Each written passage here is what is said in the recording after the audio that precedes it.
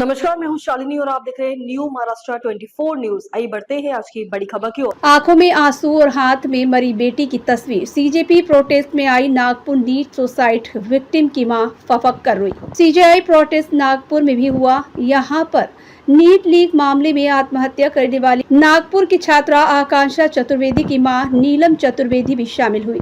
नागपुर के संविधान चौक पर कॉकरोच जनता पार्टी के प्रदर्शन में शामिल होकर उन्होंने केंद्रीय शिक्षा मंत्री धर्मेंद्र प्रधान के इस्तीफे की मांग की।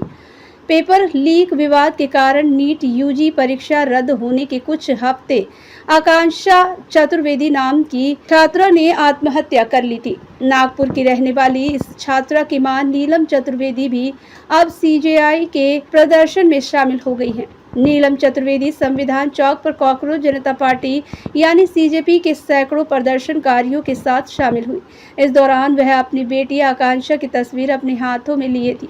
नीलम चतुर्वेदी ने इस दौरान भावुक स्पीच भी दी। नीलम इस दौरान रो पड़ी और कहा, बच्चों को खोने वाले माता पिता से सरकार ने आकर एक बार भी उनका दर्द नहीं पूछा।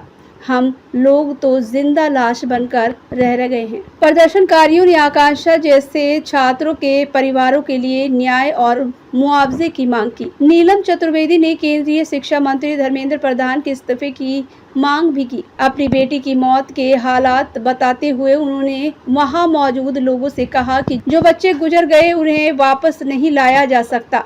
नीलम चतुर्वेदी ने कहा कि मैंने अपनी बेटी को पढ़ाने के लिए कर्ज लिया। नीट का पेपर लीक ना होता तो शायद वह आज डॉक्टर बनने जा रही होती।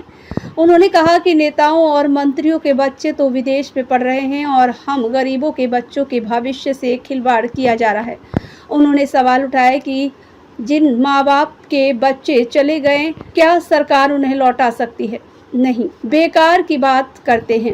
नीलम ने कहा कि पेपर लीक करने वालों को फांसी होनी चाहिए ताकि आगे से ऐसे लोगों को सबक मिले। उन्होंने कहा कि सरकार की हिम्मत है तो सामने आओ, लाठी डंडे चलवाने से कुछ नहीं होगा। खबरों में अब तक के लिए बस इतना ही। फिर होगी आपसे मुलाकात, तब तक के लिए नमस्कार और देखते रहिए न्यू महाराष्ट्र 24 न्यूज।